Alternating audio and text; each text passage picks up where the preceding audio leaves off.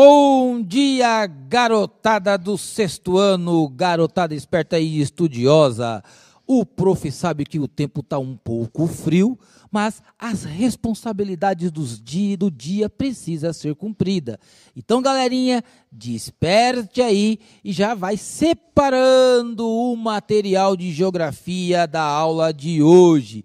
Enquanto vocês se organizam, nós vamos desejar um bom dia para os professores, guerreiros e parceiros que nesta sexta-feira bem cedo já estão aqui no chatinho estimulando essa garotada a continuar estudando. Já vamos colocar para vocês na tela o tema da aula de hoje. Representações cartográficas e temáticas dos mapas, primeira parte. E para lecionar esse conteúdo e amarrá-lo com a habilidade, aqui do lado já está o professor Antônio Russo. Bom dia, professor. Bom dia, professor Carlos. Bom dia aí aos alunos, professores e a todos que irão acompanhar a mais essa aula do sexto ano, né? Nós vamos ter aí, né, a parte primeira aí de representações cartográficas e falar aí sobre mapas temáticos. Mas antes, o professor Carlos vai mostrar o que nós vamos trabalhar hoje. Legal, os profs já estão aqui desejando um bom dia de trabalho, já estão colocando o nome das escolas. Na tela, a habilidade da aula de hoje, analisar fenômenos a partir das variáveis visuais e das relações quantitativas, de ordem e seletivas, em diferentes representações cartográficas. Unidade temática, formas de representação e pensamento espacial e objeto do conhecimento, fenômenos naturais e sociais representados de diferentes maneiras. Galerinha, de olho na tela agora, muito atenção, vamos assistir um pequeno vídeo sobre a importância do censo. Quantas mudanças acontecem em 10 anos? O mundo vem se transformando de modo cada vez mais acelerado. Em 2020, estima-se que a população mundial terá por volta de 8 bilhões de habitantes. Novas tecnologias, mudanças demográficas, migrações, deslocamentos de população. Que desafios essas alterações representam? Como é o retrato atual do povo brasileiro? Quantos somos? Onde estamos? Como vivemos? Que mudanças aconteceram nas cidades? Houve grandes movimentos de população de uma área para outra? Essas e outras respostas só serão possíveis a partir do Censo 2020. O censo é a única pesquisa que vai a todos os domicílios brasileiros. Os recenseadores do IBGE vão de porta em porta, em cada cidade, para contar e conhecer nosso povo, percorrendo todo o território nacional. Os resultados permitem um retrato atualizado e preciso da população de cada pedacinho do Brasil, do menor ao maior município, de áreas rurais e urbanas. As informações do censo são estratégicas para o planejamento das ações em todos os níveis de governo e para a representação política.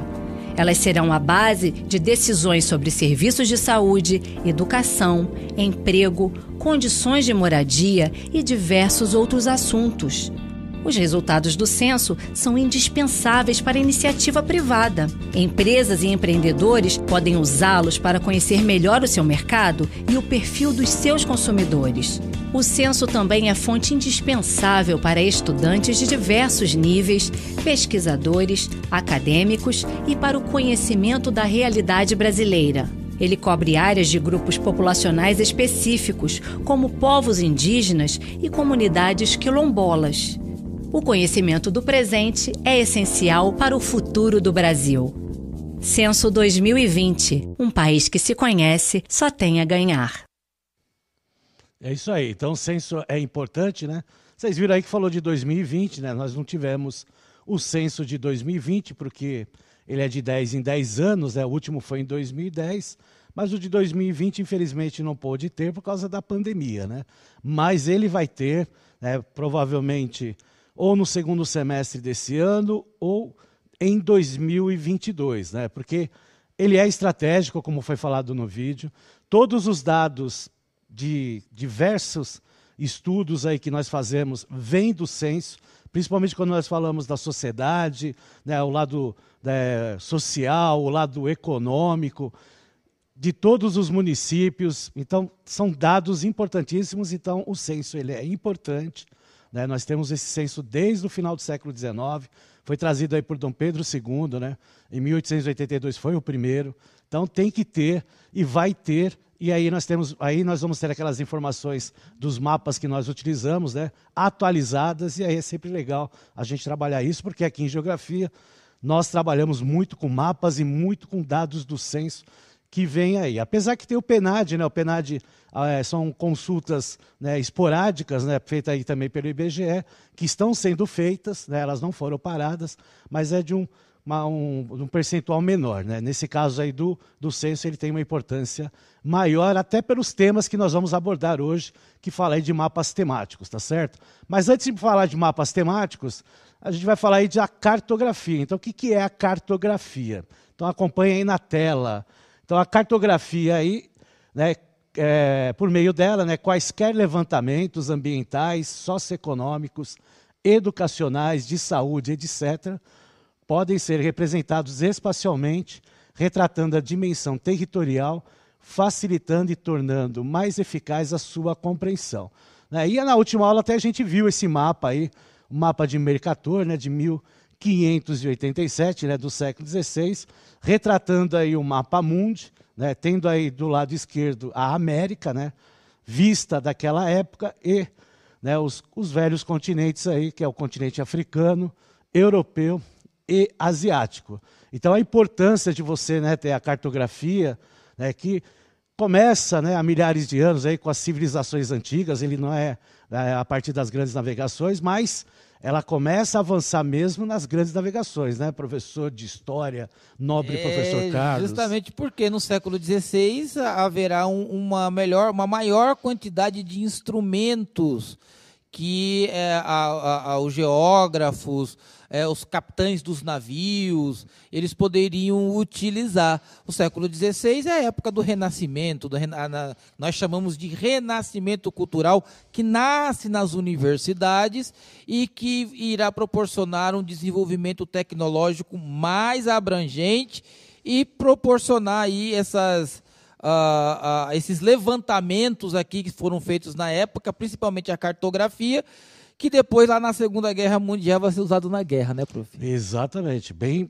lembrado aí, as guerras aí utilizam muito, né, essa questão do mapeamento. Né? Hoje nós temos o sensoriamento remoto, né? Tudo é feito através do sensoriamento remoto. Né? E lembrando que, né, nesse período aí das grandes navegações, nós tínhamos uma escola famosíssima em Portugal, que é a Escola de Sagres, que até hoje ela existe, que lá se reunia, né, os matemáticos, os astrônomos, né, e principalmente aí os que entendiam aí de cartografia, e fazia todo esse trabalho aí manual, né, e muito bem feito pela época que nós estamos falando aí, tá certo? Vamos para a próxima tela, que nós vamos falar um pouco mais sobre cartografia. A palavra cartografia tem origem na língua portuguesa, tendo sido registrada pela primeira vez em 1839, numa correspondência, indicando a ideia de um traçado de mapas e cartas. Né? Por isso que muita gente fala, né, que a cartografia ela vem da carta, né, porque foi aí desenhado, né, um tipo de um mapa, né, dentro dessa carta, e aí essa palavra cartografia, muitos falam que vem dessa questão aí de se enviar cartas. Né? Era comum, né, irem, né, escrivães aí para escreverem nas navegações, né, junto aí com as tripulações das naus ou das caravelas, né, para estar, né, descrevendo, né, a localização, né, da onde se passava, para depois, né, tentar fazer o mapa da localidade na qual ele se tinha lá o destino, tá certo? Vamos lá para a próxima tela. A gente vai ver aí outra questão aí da cartografia. Hoje entendemos cartografia como a representação geométrica plana, simplificada e convencional de toda a superfície terrestre ou de parte desta, apresentando por meio de mapas, cartas ou plantas. Isso é interessante, né, falar sobre essa questão geométrica, porque é o que nós tivemos na última aula. Né? Nós falamos sobre projeções cartográficas, né, que usa, né, essa questão aí da geometria em cima do processo aí, né, da feitura dos mapas, né? E lembrando, né, lembra que eu falei, né, a escola de Sagres, aí, né, extremamente conhecida no mundo todo, utilizava aí também dos matemáticos, né, para esse aperfeiçoamento da geografia. E lembrando, né, a gente usa escala, né, escala numérica, a gente usa escala gráfica, né, a gente usa as coordenadas geográficas, tudo aí tem a ver muito com a matemática, né? Então, a dificuldade que eu vejo, às vezes, do aluno em entender projeção cartográfica, coordenada geográficas, a questão do cálculo das escalas, muito tem a ver com, né, a dificuldade em matemática. Então, as duas têm que caminhar junto. Então, tem que haver aí um treino, né, vários exercícios aí de trabalho sendo feito para se ter a questão aí das coordenadas, né, dessa projeção e também, principalmente, da escala, né, o cálculo da escala, né, nessa relação do mapa, né, tendo geografia e matemática trabalhando junto, aí, a interdisciplinaridade. Aí fica mais fácil de se trabalhar. Por isso que eu falei na última aula que o assunto ele é complexo, mas ele tem que ser desenvolvido passo a passo. É o que a gente faz aqui, a gente vai ensinando passo a passo e, logicamente, os professores, eles também fazem dessa maneira, é passo a passo. E escala, projeção cartográfica, coordenadas geográficas, o aluno ele vê desde o Fundamental 1 até o ensino médio. E dependendo da área que ele for, ele vai ver isso na universidade. Ou fazendo a própria matemática, ou fazendo engenharia ambiental, que está hoje muito na moda. E engenharia ambiental usa sensoriamento remoto, usa muita matemática, né, e geografia junto. Então tem que se pensar muito nisso. Quer falar alguma coisa? Conheço muitos jovens que estão ingressando na engenharia ambiental, prof. Exatamente. E assim, ó, as situações de aprendizagem, elas ocorrem de fato quando há a prática, né? Quando nós lemos o Philippe Perrenot, né, com as competências para ensinar, nós entendemos que as situações de aprendizagem ocorrem na prática. Então, esse conteúdo, ele exige que o estudante faça, realize, trabalhe diversas formas de exercício, porque é com a prática que ele aperfeiçoa a habilidade e chega à competência. Exatamente. Vamos lá para a próxima tela, que aí nós vamos ver aí o globo terrestre. Vamos lá na próxima tela. Então, toma aí, ó, a representação gráfica de uma superfície que obedece convenções e normas cartográficas pré-estabelecidas, geral ou parcial, em 2 ou 3 dimensões: Terra, planeta, Lua, céu. E aí nós temos aí, né, o globo terrestre, né, que é o mais próximo, né, de todos que a gente estuda aí nessa relação do planeta, né? Então ele está lá, o globo, né, na sua posição original, né, um pouco inclinado, porque existe essa inclinação da Terra no nosso sistema solar, e é o que ele fala aí, né? Obedece convenções e normas cartográficas, então não é aleatório. Então quando você coloca lá, lembra dos elementos de um mapa que nós estudamos anteriormente? Você tem a legenda, né, e você tem lá os símbolos. Isso aí são normas cartográficas. E é através de convenções internacionais que são tratadas. Porque quando você vai produzir o seu mapa, ele vai ter que usar dentro da legenda símbolos internacionais. Porque aí ele pode ser visto, né, por qualquer pessoa, né, de qualquer parte do planeta, né, desde que, logicamente, ele conheça, né, esses símbolos aí, né. Então é por isso a importância, né, quando a gente fala, né, dessa construção do mapa, não só de ensinar a construção, mas a importância, né, dos elementos do mapa, a importância da utilização das cores. Não existe uma norma oficial para utilizar cores quando você faz mapa, mas tem que ter lá um padrão, né. Então, usar o azul, né, para fazer lá um mapa político, né, assim num todo, ele é complicado. Porque o azul a gente costuma, né, principalmente, né, o azul, aquela cor mais próxima do céu, aquele azul céu, né, aquele azul mais clarinho, a gente usa para as águas, né, águas profundas, mais escuras. Então, isso aí tem muito a ver, né? A gente usa lá o marrom mais para relevo, principalmente de altas altitudes. Então, tudo isso aí tem relação. Tem um padrão de cores? Oficialmente, não. Mas, né, com o costume que a gente vai sendo introduzido, através das convenções cartográficas e dos elementos do mapa, nós podemos ensinar para os alunos uma construção legal de um mapa, né? Não somente no papel vegetal, mas sim nessa relação dos elementos do mapa para a gente ter a temática do mapa que é introduzido, tá certo? Vamos lá, uma atividade, professor? Vamos para uma atividade, vamos ver se a galerinha está compreendendo a aula de hoje. Galerinha, se prepare, porque agora é hora de dedinhos no teclado, na tela. O que é cartografia temática? Cite algumas aplicações da cartografia temática. Dedinho no teclado, 2 minutos, já voltamos. Participe!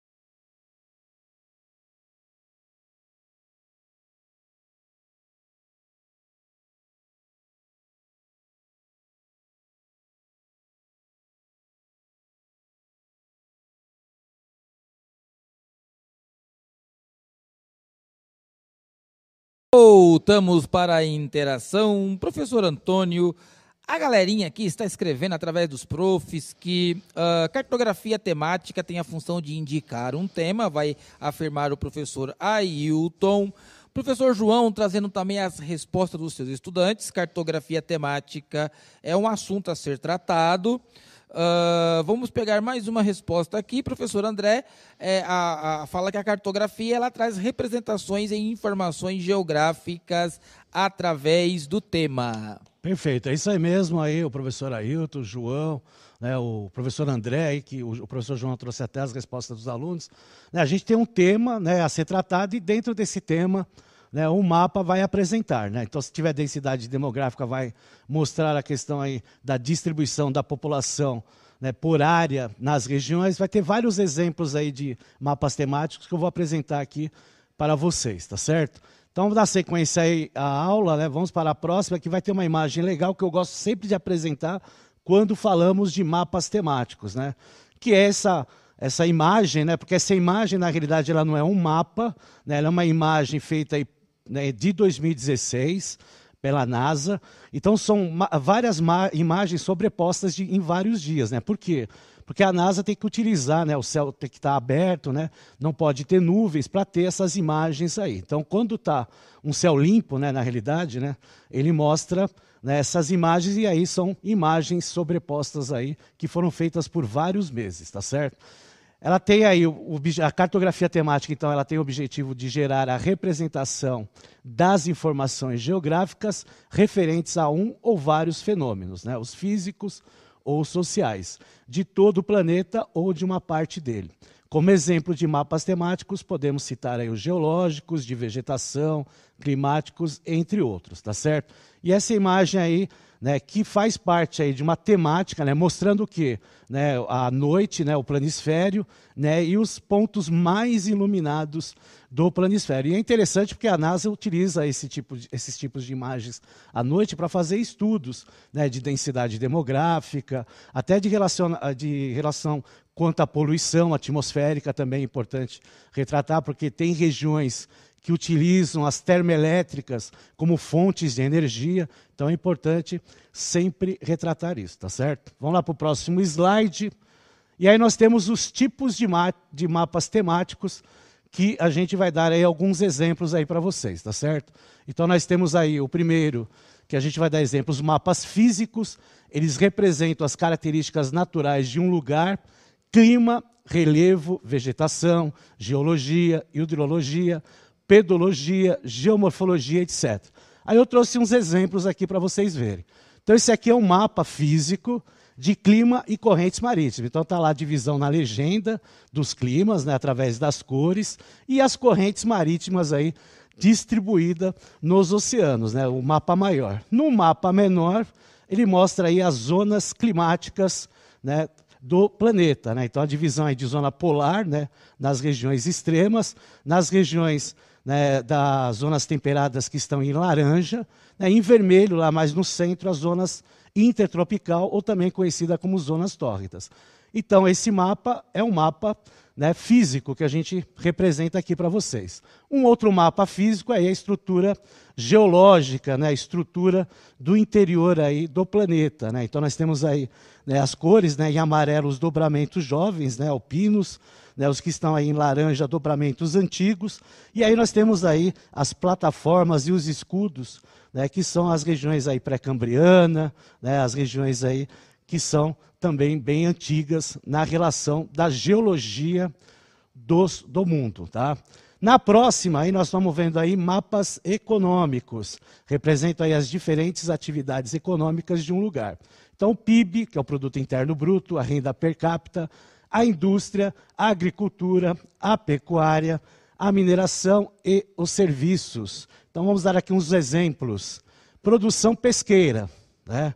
Então pesca, economia. Então nós temos aí, vendo aí, né, os países que são os maiores produtores de pesca, né, relacionados aí na tabela, né, na proporção da legenda e o mapa colorido aí, né? Quem tem menos produção está com as cores mais claras, quem tem mais produção está em vermelho.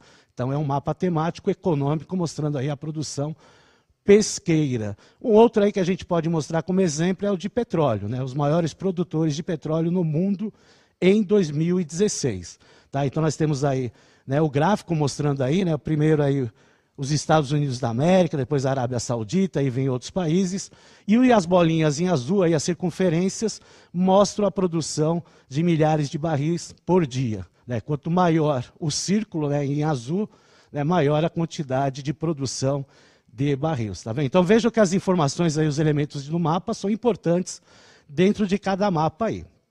Mapas políticos representam aí as divisões dos continentes políticos territoriais entre países, estados, municípios e etc.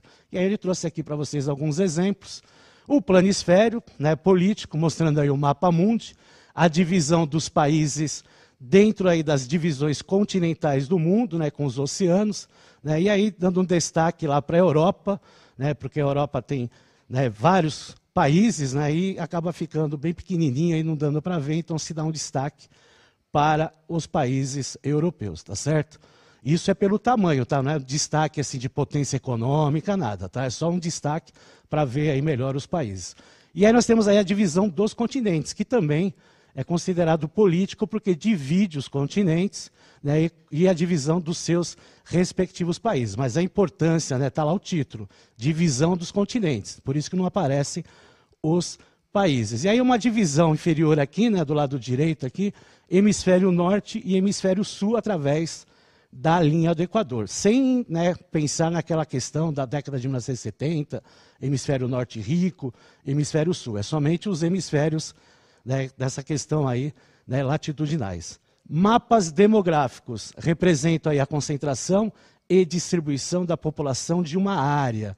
Tá? Então, nós temos aí a população total, né? Quanto mais escuro, maior a população dos países, por isso o destaque da Índia e da China, e o gráfico aqui dos países mais populosos. Temos aí a população urbana, né? Quanto mais escuro, maior a porcentagem de população urbana nos países. Tá? E aí nós temos um outro, que é a densidade demográfica, que é a distribuição por área. Então, as regiões mais escuras são as regiões que têm, né, a população relativa maior, né, por habitantes por quilômetro quadrado. Né? Então, quanto mais escuro, maior a população de habitantes por quilômetro quadrado. Tá certo? E para finalizar, os mapas socioeconômicos, que apresentam o índice dos países referentes a dados sociais, econômicos, IDH, Gini, etc. E aí nós temos um exemplo do mapa de IDH de 2017. Quanto mais escuro, mais alto o seu IDH. Tá certo, pessoal? Então, infelizmente, aí o tempo acabou. Entra aí no Saiba Mais, rapidinho, né, para vocês verem aí. Entre aí no link do Atlas Escolar IBGE, que vão ter outros mapas temáticos para vocês se divertirem, tá certo? Um forte abraço a todos e até a próxima. Até a próxima aula. Pratique com os estudantes, que eles adoram mapas. Avalie a aula no final e até a próxima aula. Tchau.